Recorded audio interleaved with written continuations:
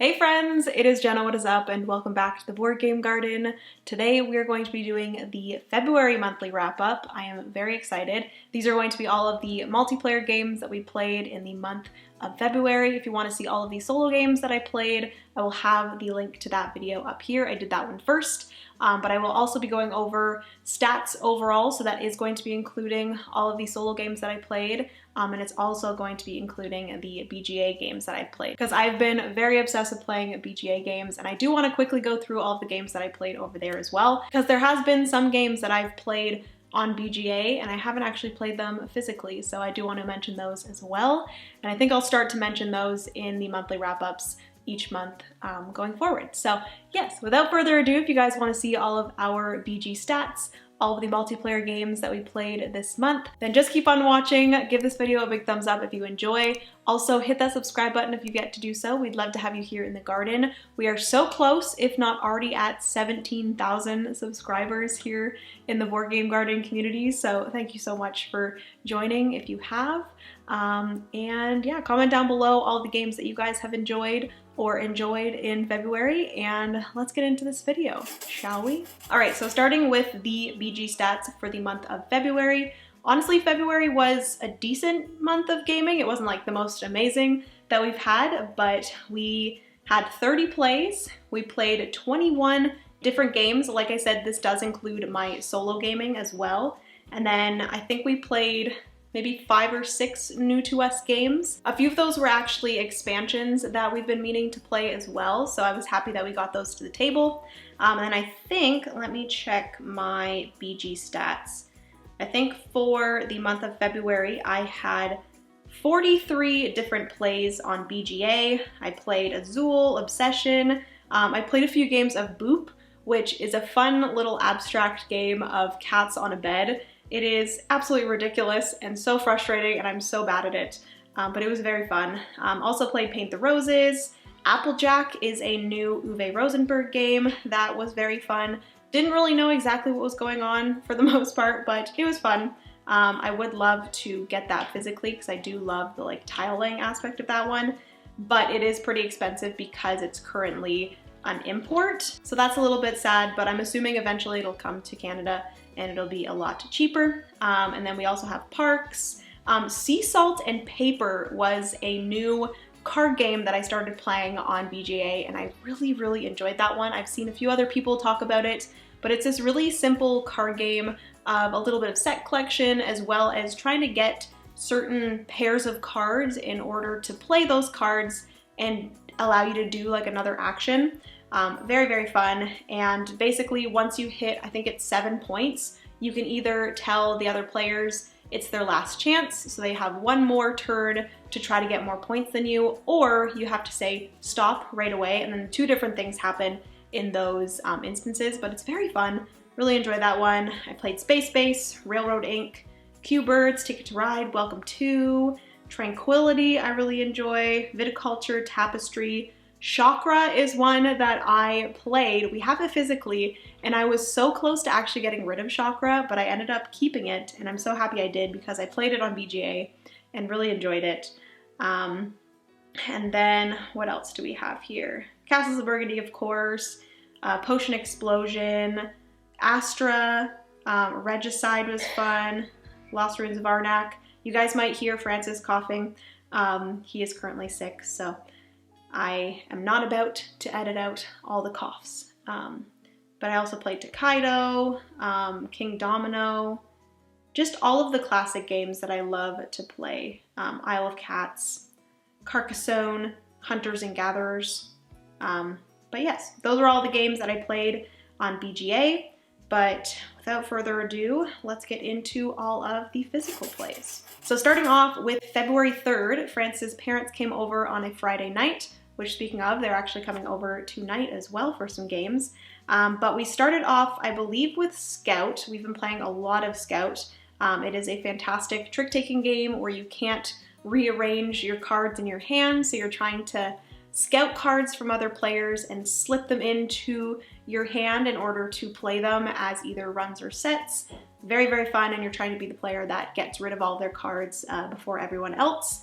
We also played It's a Wonderful World. I've chatted about that one here before a ton, but it is a fantastic card drafting, engine building game where you're either constructing buildings by getting all of these different resources from other buildings you've constructed, or recycling them for resources in order to construct them. Fantastic game. I absolutely love that one, both multiplayer and solo. And then we finished off the night, I believe, with a game of Flamecraft, which I will say it wasn't as amazing as I thought it was going to be when playing with Francis, because he does not like to wait too long for his turn. And because we were playing with 3 people, I was the only one that had played it before. The 3 of them had never played it before. So the mixture of everyone not knowing exactly what they were doing, having it be their first game, but then also the analysis paralysis in Flamecraft is pretty real. So it was one where Francis was kind of getting bored of waiting for his turn, and maybe if we play it 2-player it might be better, but I really enjoy Flamecraft if people have the patience for it, and I really enjoy it solo as well. So yes, it wasn't the best game of Flamecraft, but it was still fun.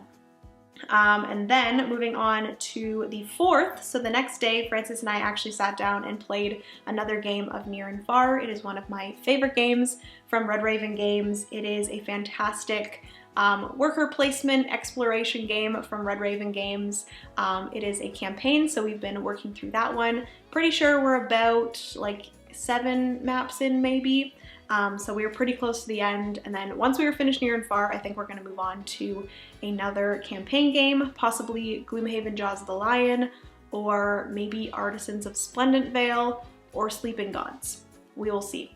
And then on the 7th of February, Francis and I streamed, and we streamed Viticulture. We haven't played Viticulture in a while, but we also played it finally with the Tuscany expansion, and both of us have agreed that I don't think we will be able to play it without the Tuscany expansion. Like, we will, maybe, but I feel like it is just even better with the expansion.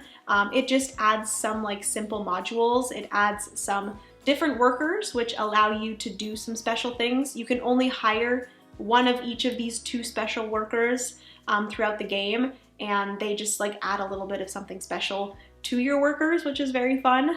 There's also some additional structures that you can build on top of the physical ones that you have on your board if you've played Viticulture before. But the additional buildings or structures that you're building are just cards, and they allow you to do different things. And then there's also a little bit of area majority with these little stars that you can place on this map. And at the end of the game, in a 2-player game, you can choose not to do that part.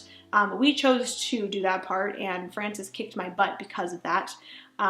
But we also played a 4-player game, which I will get to in a second, but the area majority thing in that game was a lot better than in a 2-player game.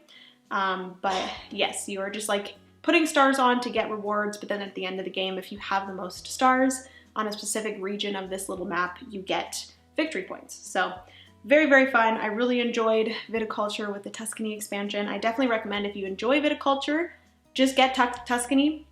I believe it's like $25, and it's definitely worth it. Moving on to the next day that we played games. So that was the 7th that we played Viticulture Tuscany. The next day was the 11th. This was a Saturday, and we actually went over to my parents' house for a family game day, and we ended up playing a bunch of different like larger group card games. I kid you not, I think I brought like 16 different games, and we ended up playing 4 different smaller card games. So that is fine with me as long as we're playing games. But let me know down in the comments if you are the type of person, I'm assuming you are because we're all here in the board game hobby, but I bring so many games to a family get-together, and we always end up not playing like majority of them. We end up just playing a few of them. But you know, you never can bring too many board games to a family day. And it's better to have choices, you know? So anyways, we ended up playing 4 different games. The first one was Scout, of course. I've already chatted about that one. We then played Fuji Flush, which this is one that I've been wanting to add to the collection for a while. Jeff and Jamie over at Foster the Meeple always talked about Fuji Flush. It's been one that's a little bit difficult to find, but I did find someone selling one on Facebook Marketplace, so I right away was like, hey, I will purchase Fuji Flush. We got it for $10, which was not bad at all, and it is a little bit of a difficult game to explain, but much like Scout, you're trying to be the person that gets rid of all of their cards in their hand first, and whoever does is the winner. In Scout, you have like 4 different rounds, but in Fuji Flush, it's just one round. Everyone's playing down cards in order to be the first one that gets rid of all of theirs. But you have these cards numbered, I think it's 2 to 20. There's a lot more 2s, and then it kind of goes down as you go up to the higher cards. And basically you are playing down a card, and then the person to the left of you, so you're always going in a clockwise order, the person to the left of you either has to play the same number as you, and your 2 cards get added together. So for example, if I played a 2, and then the person beside me also played a 2, our score together would be combined to a 4, so then the next person would either have to beat a 4, or play the same card as us. So that they also played a 2, we'd now be a 6, so on and so forth. And when someone beats out somebody, so for example, if we all had 2s out to be a 6, and then the next person played a 7, we'd all be out. We would discard our card and pick up a new one. If you ever got all the way around to yourself, you would be able to discard your card and not pick up another one. So that's kind of how you get the cards out of your hand. Hopefully I did an okay job explaining that, but Jamie has introduced this whole 2-chew train to me, and it's really the best part of the game. It is so much fun being like 2-chew train, or 4-chew train, or 17-chew train. Not actually, but it's a very fun game, and it plays up to like 8 people, so it's great. And it's just a fun time. And then after that, we played a game that we don't have physically, but now I want. But that is a game called Parade. My brother and his girlfriend actually picked this one up from Facebook Marketplace. It has a Alice in Wonderland theme, and it's a little bit complicated to explain, but basically you are making a parade of cards, and then I'm actually, you know what? I'm not even gonna try to explain it. It's a little bit of a difficult game.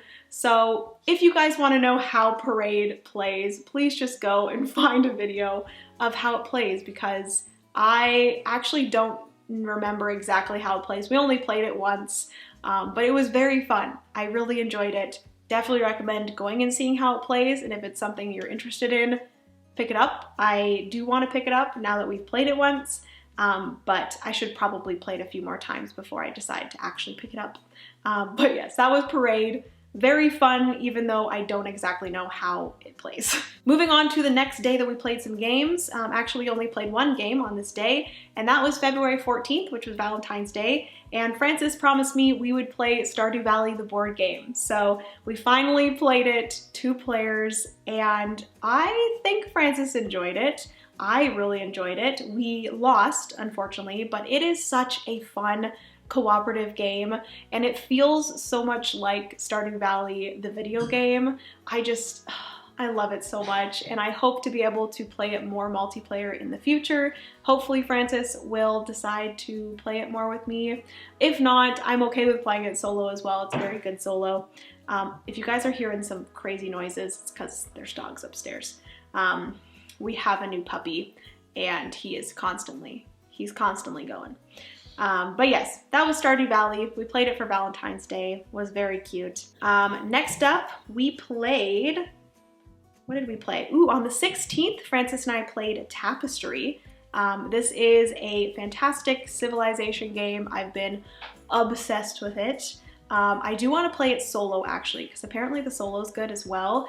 We just recently got the Fantasies and Futures expansion, which I believe is sold out right now. They have a pre-order for it on the Stonemaier Games website. Definitely recommend going and checking it out if you are interested. Hopefully it's back in stock by the time this video goes up, but if it's not, I'm sure they'll have restocks. It's a great expansion for Tapestry if you just have Tapestry. I think this would be a perfect first expansion because all it does is add more of what is already in Tapestry. It adds more civilizations, it adds more of the capital cities, more technology cards as well as more tapestry cards, and I just have been loving it. All of the different civilizations are like fantasy themed, very fun. The new capital city boards have some like different twists on them, so it's just a good change, and I really have been enjoying tapestry. I've been playing it a ton on BGA.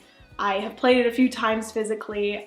It's just absolutely fantastic. It might be, I will say now, possibly in my top 10. We will see the next time that I do a top games. I've been really enjoying tapestry, so yes. Moving on to the next time that we played some games. The next was February 19th. Our friends Tom and Asha came over and we introduced them to a few games that I have already talked about on this video. One being Scout. We all played Scout yet again and they really enjoyed that one. I think it might be one that they are considering getting themselves because it's a great game for people that are in the hobby, but also people that are just getting into the hobby, people that are not in the board game hobby. It's just a fantastic card game to introduce to people. And it's not as like basic as some other trick-taking games, so it just adds a little something fun to a trick-taking game. We also played Viticulture again with the Tuscany expansion. Francis and I played it 2 players, really enjoyed that, so we ended up playing it with them as well. And we also played It's a Wonderful World with them, introducing that to them. They really enjoyed It's a Wonderful World, and I think that might be one that they are interested in picking up for themselves as well. And then we again played Scout. We just finished off the night with a good game of Scout and it was a good time. And then moving on to the next day that we played some games was February 25th. We ended up playing 3 different games with Francis's family. Everybody came over, so Francis' parents, his sister, and her husband, Joel. And we played yet again. Is anyone shocked? We played Scout. We played Fuji Flush. And then we also played Downforce, which we actually found Downforce at our local Dollarama for $5, which is crazy. So if you're in Canada, anywhere in Canada where you have a Dollarama, I definitely recommend going and checking to see if they have any board games. Apparently, a bunch of different board games are showing up in Dollarama for $5, so we ended up picking up Downforce. I believe there's some other ones showing up. There's one called Ishtar, I believe, that I want to possibly pick up as well because it is a tile laying game. Don't know how good of a game it is, but if it's $5 for a brand new board game, I am definitely going to pick that up. So we played Downforce that we got from Dollarama. It is a fun betting racing game. It kind of reminded me a little bit of Camel Up, but you're betting at the beginning for different colored cars. If you own a car, so if you win a bet of one of those colors, then at the end you'll get a certain amount of points if your car wins, and then on your turn you're playing these different cards that allow you to move all of these different colored cars a certain amount of times. So if you played a card that allowed you to move the yellow car 6, the black car 5, the green car 3, you would have to move all those 3 cars that many times. There's certain spots that cars will get stuck and all these things, so you're kind of trying to play cards in order to manipulate the track in a way for you to have your car win, but at the same time, you are doing some bets at certain intervals during the race. And if your bets are correct, then you get some more points for that as well. It's very fun. It's a very fun betting racing game. I definitely recommend checking it out. So I was going through my list and I actually realized that I skipped one because for some reason I had it in my head that I played this by myself, but I actually played this on stream with people watching the stream on BGA. So we ended up playing Parks with the Nightfall expansion. I have it physically, but that was at the point where I hurt my neck. I was gonna play it physically on the board game table on a live stream, but I could not move my neck, so I decided to play it on BGA on live stream, and technically I played it multiplayer. So ended up playing Parks with the Nightfall expansion, and I really enjoyed it. It adds a little bit of an extra thing to Parks. Basically what happens is these tents will go on 3 different spots throughout the path, and if you ever land on a spot that has a tent, you can either choose to take the resources on that spot, or you can take that tent and put it on one of the campsites, and then you get additional resources there. So it's just a different thing that you can get resources for, and you can also actually use one of those tents to get another one of the objective cards And in that expansion, it actually gives you some more objective cards. I found that the objective cards in the base game of Parks are a little bit difficult for what you get. Most of the time it's like, if you do this, you get 2 victory points. If you do this, you get 3 victory points. They're not amazing. So I was really happy to see that they brought some more of those objective cards to the Nightfall expansion. And then they also added some additional things to some of the park cards where you can give in any of the resources, if that makes sense. It'll tell you like this resource and this resource, and then 2 of any other resources. So it's kind of nice to use resources that you don't have use for. Bless you, Francis. But yes, I did quickly want to let you guys know about that because I totally skipped over it. That is actually everything that we played this month. Honestly, like I said, it wasn't like a super exciting month for gaming. I'm hoping this month, it's already started out to be a great month of gaming. I'm hoping it'll be better than in February. But yes, it was a little bit of a crazy month with a few things happening. We also got Walt at the end of February, so things got a little bit crazy. I'm excited to get back to some good gaming. I've already played a few games solo. I have a bunch of things hopefully to play on the Shelf of Shame, as you guys can see here. Not Shelf of Shame for me, it's a Shelf of Opportunity. So many games that we have the opportunity in experiencing for the first time. So yes. Anyways, hopefully you guys enjoyed this video. If you did, give it a big thumbs up. Huge shout out to all of the Board Game Garden patrons that support the channel. I appreciate you guys so much. You guys will see all of their names at the end of this video. If you're interested in supporting the Board Game Garden and allowing me to continue to do this, then consider doing that if you are able and willing. The link is always down below. Thank you guys so much. I love you so much. Remember, you are somebody's reason to smile, and I will see you guys in the next board game video. Bye, friends.